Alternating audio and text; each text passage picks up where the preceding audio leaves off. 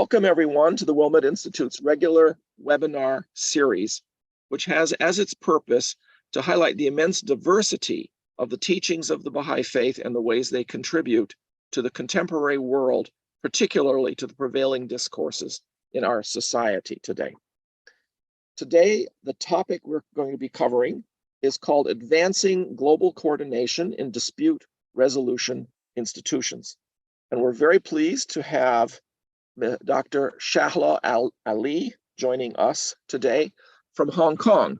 That's why we are broadcasting at this particular hour, way too late for Europe and Western Asia, but just about right for the Pacific Basin, East Asia, and the Americas.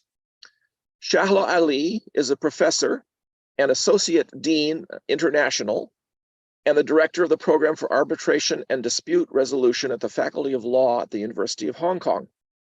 Her work centers on questions of governance, dispute resolution, cross-border dispute resolution and development in the Asia-Pacific region.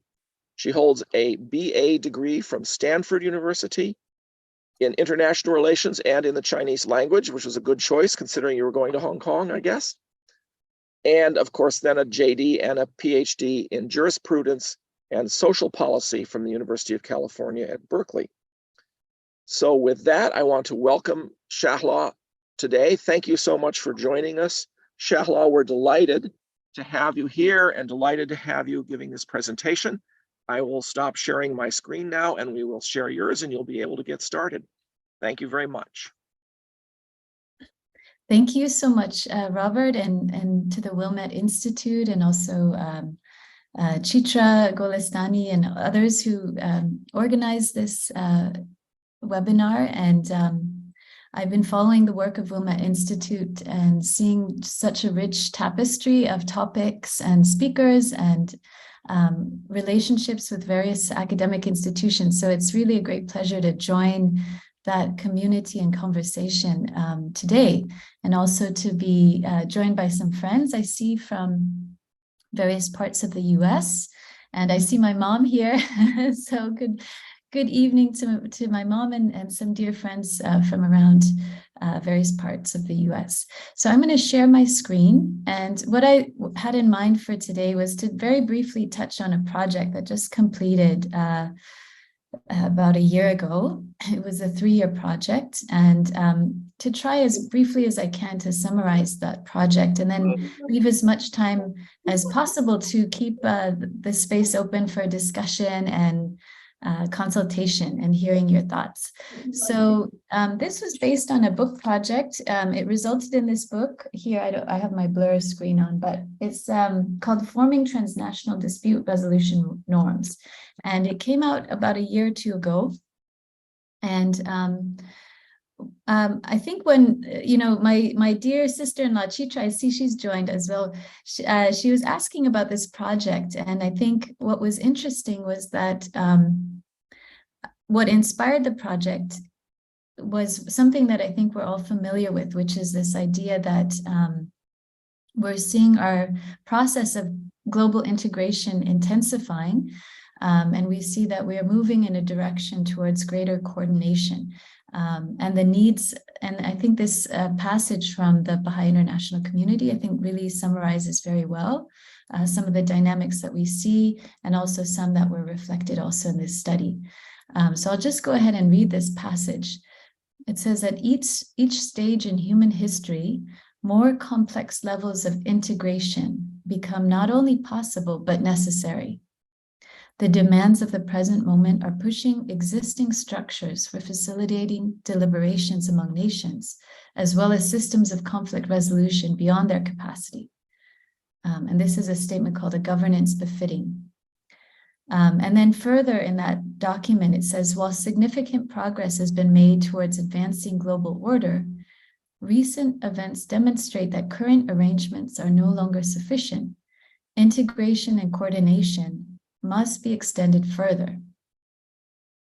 And so what we're going to try to do today in this very brief discussion is to look at what are some examples of where we see this process at work? What are some of the developments that we see within some of the systems of lawmaking that have emerged that show that where the limits are and how what efforts are being taken to try to expand and integrate the participation in these decision-making bodies?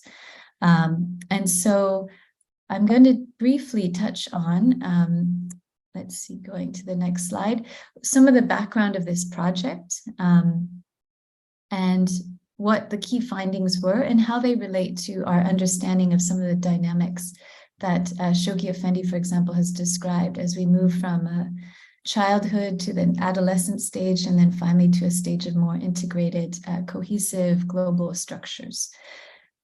Okay, so this is a lot of words and I'll try to break it down. I'm so sorry for this very texty slide, but this is sort of the summary of the whole study, the whole project. So I'll just go through some of it. So how we expand this inclusivity in developing our global conflict resolution norms and principles has become an area of increased attention. So we've seen how there's been a growing body of work that looks at how these norms or principles of law, how they're developed beyond countries, so at a transnational level, integrating both bottom-up and top-down analyses. So how principles of both bottom-up decision-making and top-down decision-making integrate. But at the same time, I think people recognize the limits. So there have been calls for expanding the representation in these lawmaking institutions at two different levels, at this horizontal level between states and international organizations, and at the vertical level between these global institutions and individual citizens and NGOs. So how to expand the representation both horizontally and vertically is something that there's been a lot of discussion about in various circles. And so the aim of this particular project is to look at one example of how Regional Center was formed to try to address some of these concerns, how it has emerged to try to reach more deeply and more specifically into a regional context, which is, in this case, the Asia-Pacific context. Okay, so what is the entity that we're looking at? So there is a particular, we're all familiar with the United Nations, which emerged in this century, and it has many different branches. So the United Nations governs and tries to contribute to the coordination in the areas of health, in the areas of security, in the areas of trade, among many other topic areas. So this one subtopic that the UN oversees is the area of trade, and this one body that addresses this area of trade is called the UNCITRAL, which is the UN Commission on International Trade Law. So it's one commission of the United Nations, and it's emerged in the 1950s. It has a very interesting structure. So it's about a 60 to 65, 70 members, states are represented on this body.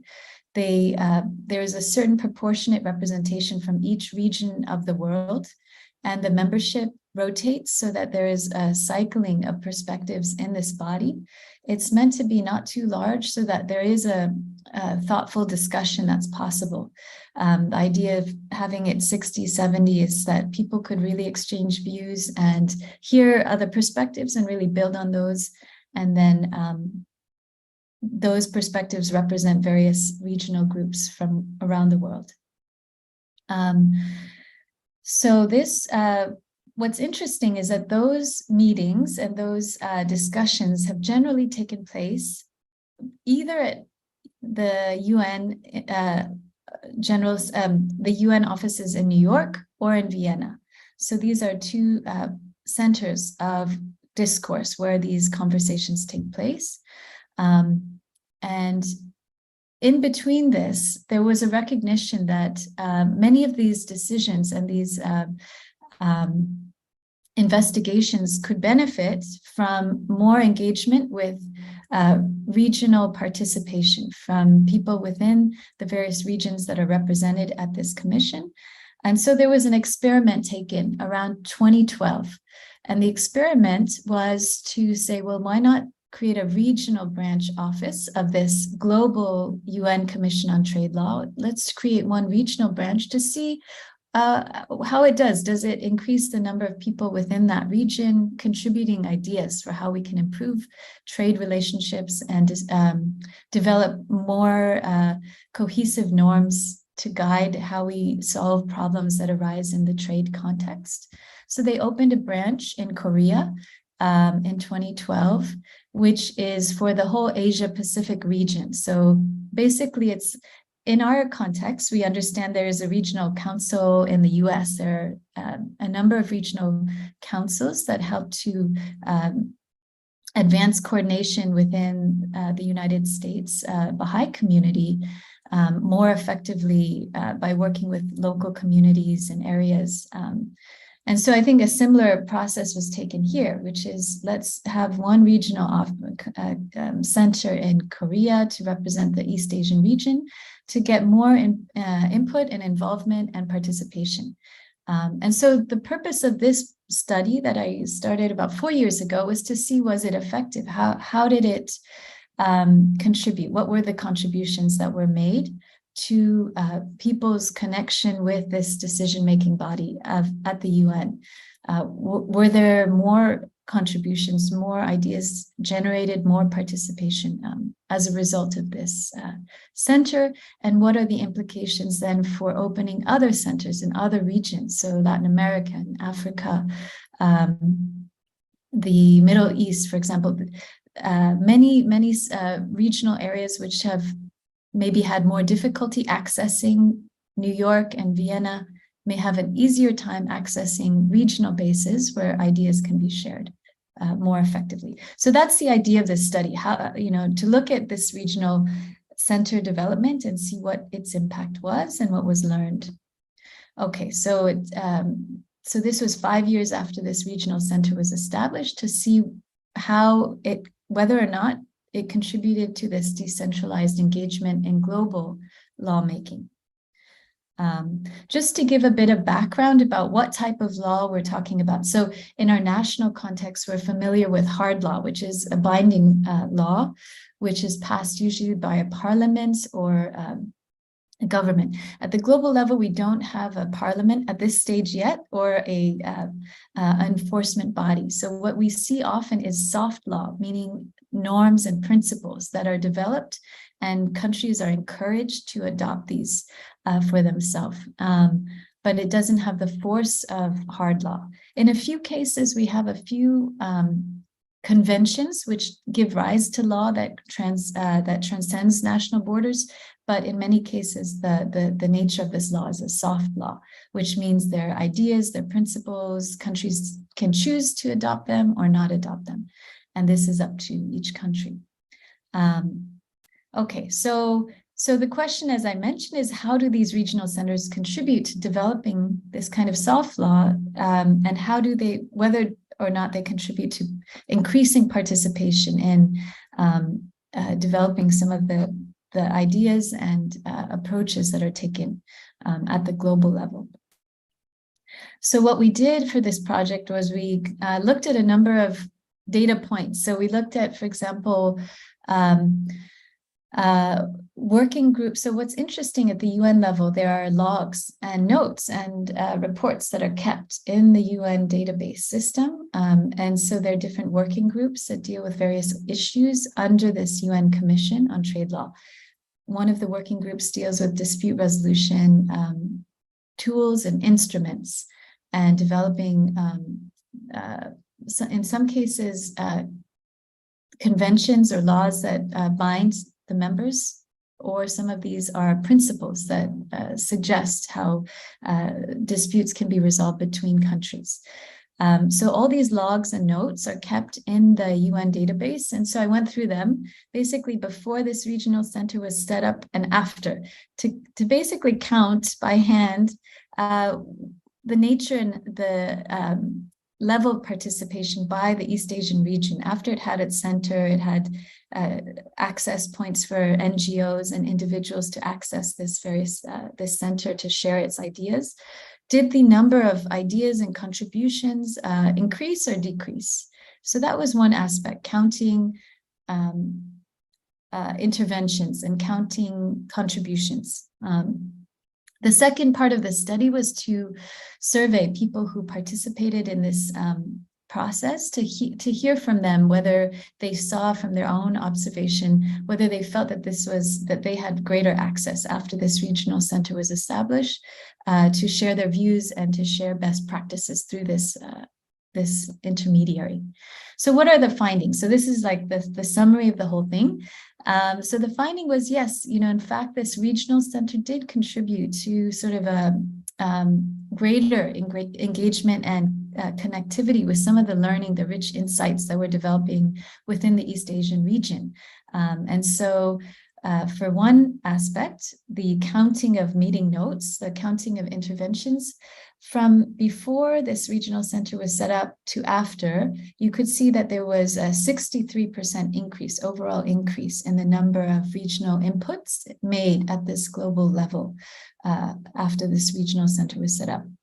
There was also an increase in the number of observers who attended and participated and engaged in this lawmaking process.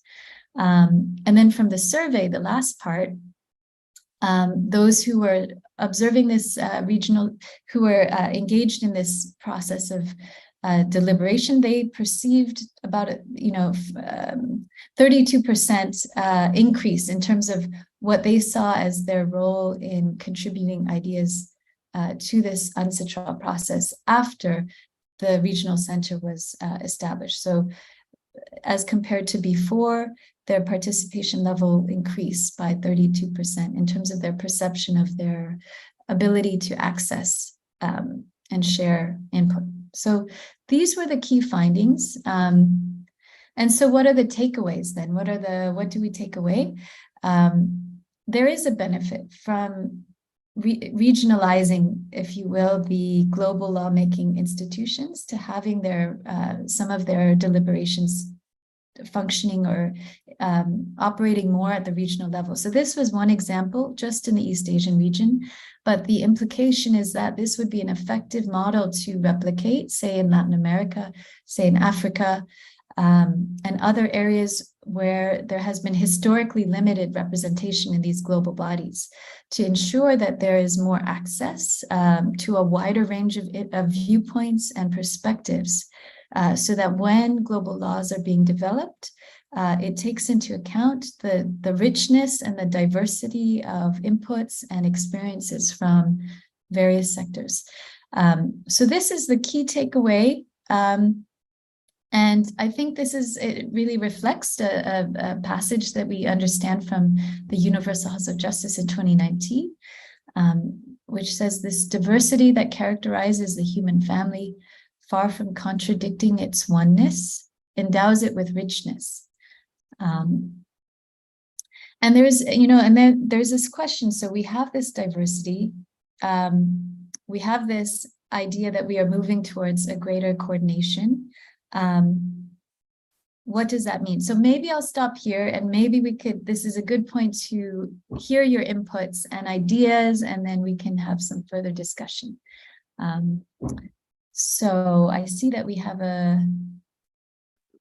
some friends joining us, and we have one. I don't know if that's a question. That's from the Wilmette Institute. Yeah, I've got a question for you. I'm not sure whether you answered this or not. Is this the only regional body so far, or what did you say there was one for the Americas and Europe or something like that? I couldn't quite. So this is the first one. So I think the idea being that historically, Europe and the Americas have had a very strong contribution and have made a significant contribution to the development of these global institutions. And they are, in fact, house their global centers, like the UN's sort of office basically is in New York. It has also an office in Vienna. So there's been a sense that there's been a significant contribution from these areas of the world, North America and Europe. So it may be now timely to see how to kind of increase the access points to the deliberations at the regional level. So the East Asia branch was developed, in 2012. It was mainly because there was a contribution by the Korean government. Koreans said, okay, we like this idea. We're actually willing to sponsor it. So they said, we'll give you office space. We're going to give you even staff. And that was significant in why, the decision-making leading up to its own formation. So the question is how to develop and generate the resource so that these other areas of the world could also develop their own regional centers as well. One of my other questions was, well, why did it end up in Korea? So you answered that one. I was kind of curious about that. In addition to the fact that there's been a noticeable increase in participation and discussion, have there been any particular outcomes that you can mention that possibly flow from the creation of this particular regional body?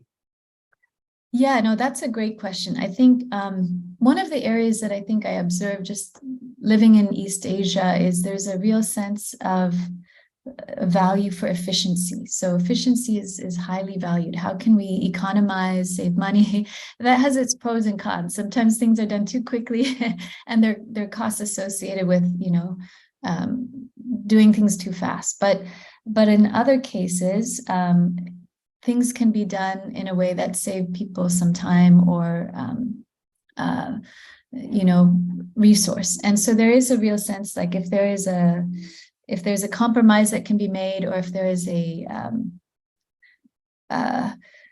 for example, in one of the areas in East Asia that's really developed is this emergency arbitrator procedure, which is a 2-day or 3-day period of time where you can appoint someone to help resolve a dispute within like a very short amount of time.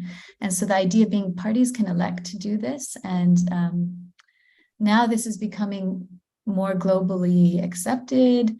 There are other practices here in East Asia, like going between formal and informal mechanisms. Like we have very formal arbitration proceedings, but then there's also this comfort level with these intermediaries suggesting or offering settlement possibilities throughout the course of these formal proceedings if they observe that there's a window. Now, globally, this is becoming an area of interest. There are these working groups that are starting to look at this more on a systematic level, at the global level. This so-called mixed modes of dispute resolution is an interesting question. So this is something that you see kind of feeding up from experience, particularly from East Asia, I think. And I think that the idea is that each region has this kind of experience. So this is one particular insight or facet. And I like how Paul Lampel describes like the whole earth is like this tapestry, this sort of stained glass, which is shattered. And each one is a beautiful illumination of some very vibrant picture of how we can interact. But we have to sort of see how to piece them all together. This is one piece. It's not the only piece, and it shouldn't be a dominating piece. There other important pieces like the role of community, or the role of conservation, or the role of relationships. All of these pieces are critical, and those need to kind of feed up into how we look at problems that we face. Good. Well, a couple of other questions we've got now. Charlene asks, how did the regional decentralization impact vertical and horizontal collaboration? Okay. So this is a great question. So the vertical is between the global institutions, so the UN Commission on Trade Law, and say NGOs, nonprofit organizations or centers. So having this regional office allowed for meetings to take place in between so usually what happens is the UN will have 2 commissions a year for the UNCITRAL. And one will be in New York, one will be in Vienna.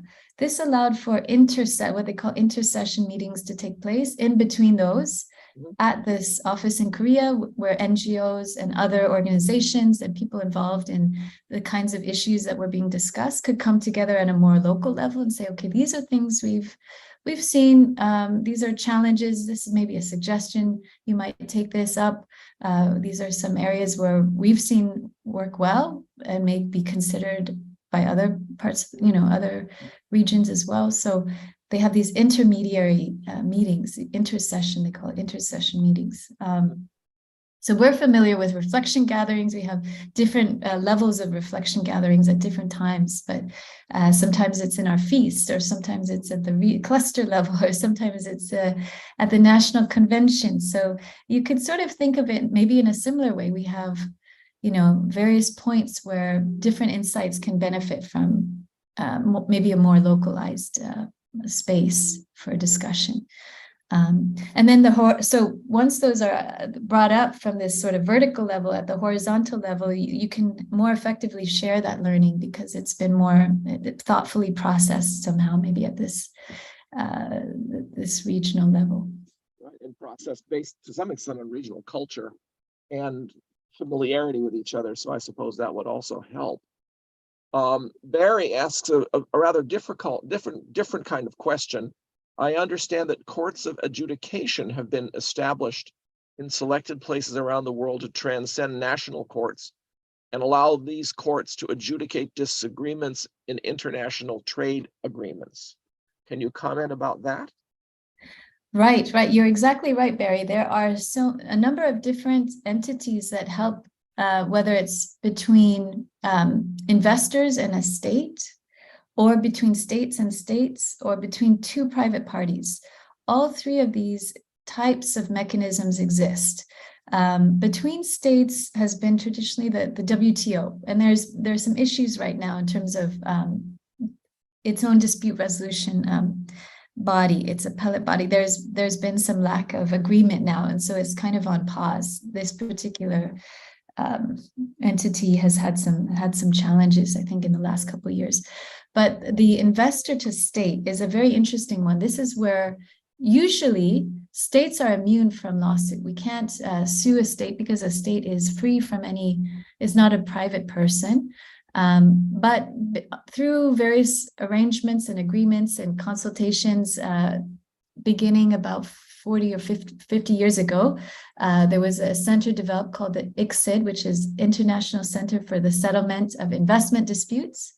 And most countries now have signed on to this. So this means that countries that sign on say, okay, we will hold ourselves accountable. We will be liable if we do something arbitrary or capricious to an investor who comes to our state without any reason. We just confiscate someone's property. We nationalize without any compensation. We treat someone differently than we would our own national. We will hold ourselves to account under this ICSID convention. And so investors can take a state to adjudication, to arbitration under this system and find some compensation. And so this has been ongoing for a number of years. And most states are party to this. And then between two private parties, you're right. There are also, this is more done at the private level. There are many different arbitration bodies around the world that help to resolve disputes between two private business entities. So we have the ICC based in Paris, the International Chamber of Commerce. We have the American Arbitration Association, the JAMS, the Hong Kong International Arbitration Association, Singapore. So there are many kind of regional-based centers that operate transnationally, and they appoint arbitrators who help individuals resolve their disputes. I do this type of work also on a part-time basis for the Hong Kong Arbitration Center and a few other institutions to help people from different regions, usually China and US or China and Europe. Those are the kinds of cases I've had before to help find a solution and then settle or resolve through arbitration. And so that's the idea, is that this is better than outright conflict. So basically, if the alternative is, warfare, sabotage, corporate, if you have an organized method, you're going to be better off. And I think also the idea being that resorting to a local court system in another jurisdiction is unfamiliar. And so having these transnational options, whether it's for investor to states or to investors, everyone feels a bit better off because no one is in an advantageous position or a unfamiliar position. There is some sort of common ground that they're finding through these entities where they turn over their concern to a third party who operates between these countries.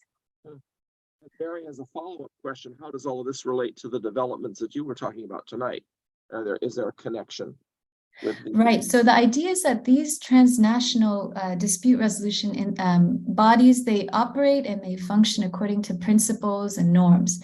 And so the UN Commission on Trade Law is the one that helps develop the norms. They say, okay, these are the things that we think should be the steps you follow when you take a dispute to one of these global kind of transnational bodies.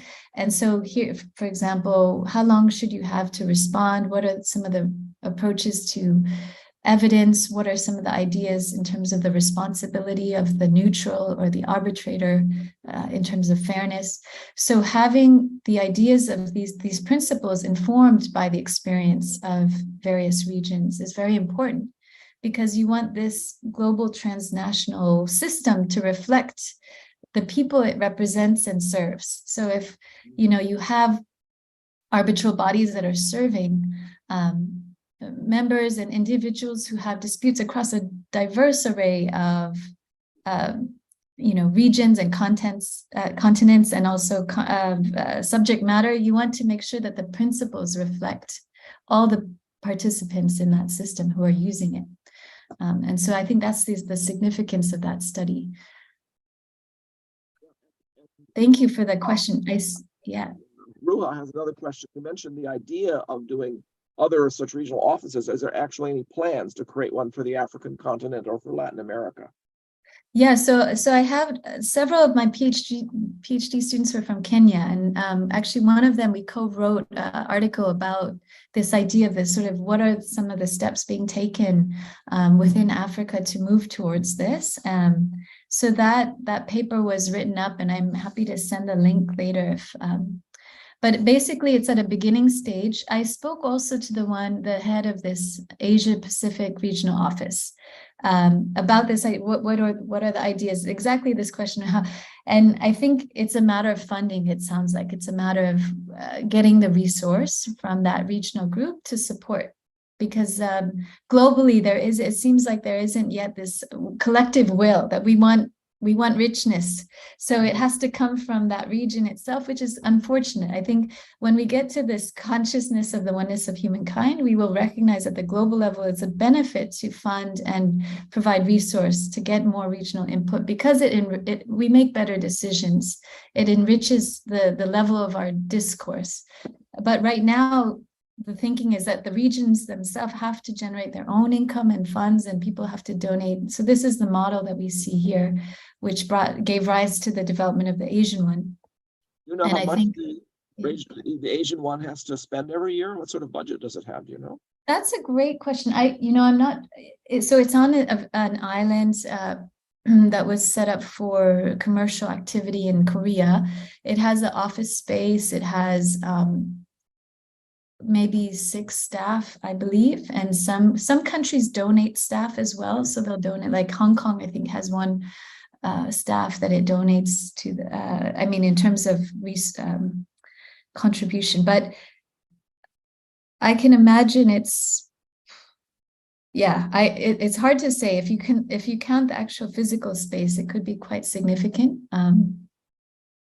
But that will vary. So if you're in a region where the property, the real estate doesn't cost them, then, you're going to have variation. But an office with 6 staff is, maybe $1 million operation a year at the most, probably. So probably it's not like it's $100 million or $10 million. No, it's a very modest scale compared to what we see in terms of the cost of conflict. If you count, the billions wasted in litigation or just senseless circles that people go around in, just to sort of chase some sort of resolution, it's very, very minimal.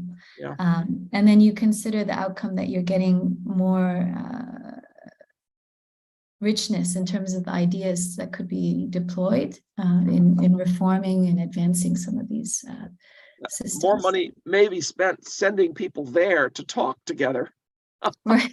Yeah. Actually, which means all the countries in that sense are contributing, which is right. Which is good.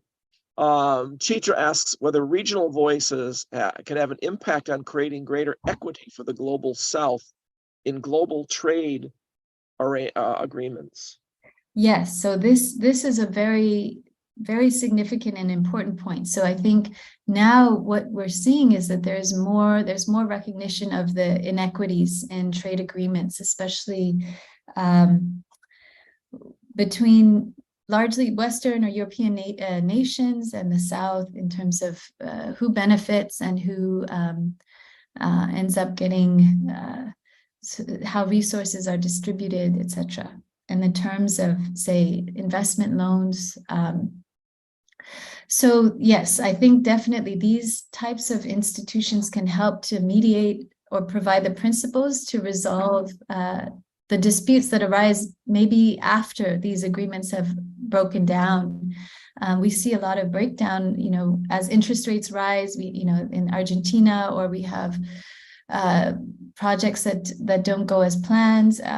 We have fluctuations in currency. So how we address these change of circumstances and by what principle we assess damages, I think it needs to be informed by definitely the experience of those who've often borne the brunt and the burden of inequitable agreement, to see how to more equitably arrange these types of dynamics.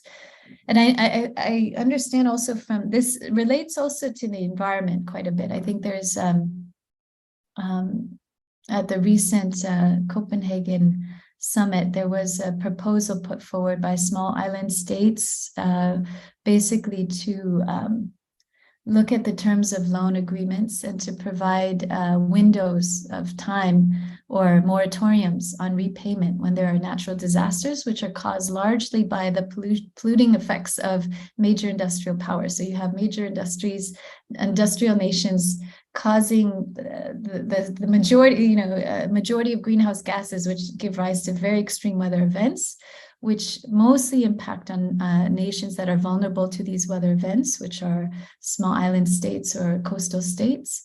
So they say at the very minimum, we should have a pause or a freeze on any kind of loan that we have to repay to these global institutions while we're trying to sort of dig ourselves out of this mess, which wasn't necessarily of our own creation. So I think now we're starting to see these sorts of ideas brought into the discussion.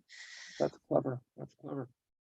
Well, I thought I'd ask a question related to the issue of globalization, because obviously trade and globalization are rather closely connected. And there's been a lot of talk about how in the last, the pandemic and now, of course, the war, that globalization is sort of on the retreat. So I was wondering if your research, if you looked into that whole question and whether that has an impact on this particular organization. Yeah, no, that's a great question. I mean, I think that there are tensions and cleavages. I think the downsides of globalization have become very clear in terms of for example, the strain on the environment, the strain on local worker, the employment situation of people around the world.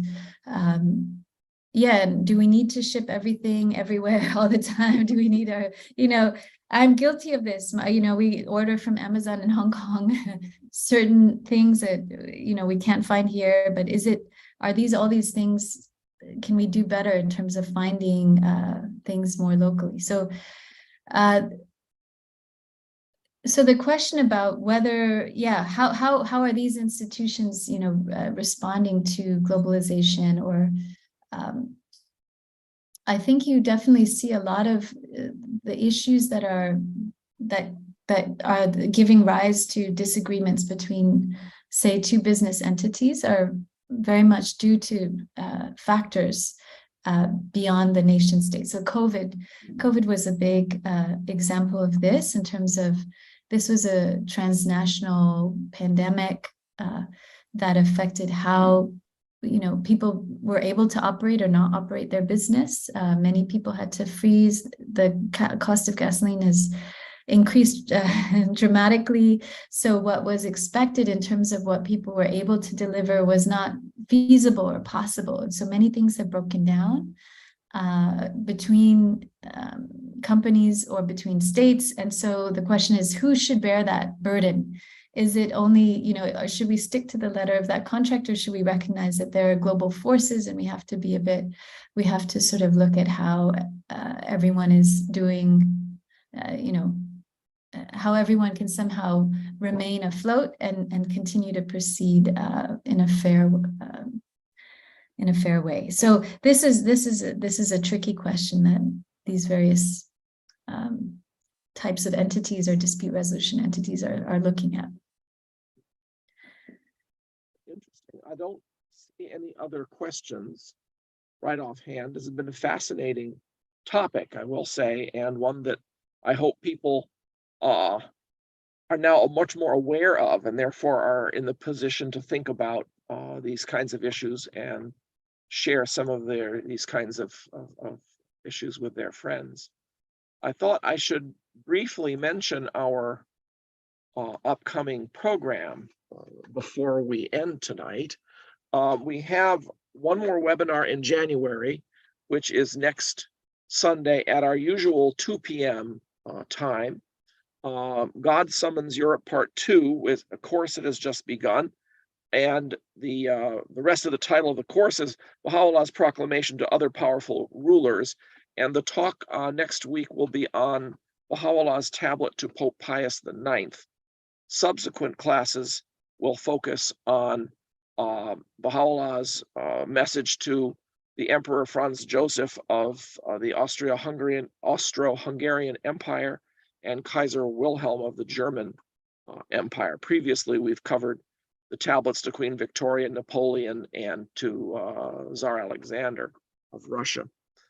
So that particular webinar will be at 2 p.m. as our usual time, and the course will have 2 other webinars, but those webinars will only be for people in the course. We will release the whole series in about 6 months. We have 3 courses coming up soon, all of which will be in February. On the 1st of the month, and a course on interfaith dialogue and collaboration on the 8th, Baha'i perspectives on agriculture and food, which will look particularly at how food is raised and distributed around the world. This gets into the trade issue again. And then on the 15th of February, we'll have a course on anti-Black racism in the US and building a unified society. So we have those courses coming up in February, and of course, even more in March, but we'll tell you about them at a later time. I want to thank everyone for joining the Wilmette Institute's webinar today. We hope you will share some of the ideas and information you have heard today in conversations with others, and please tell others about this webcast. We look forward to seeing you again at a future webinar. Thank you very much, and goodbye.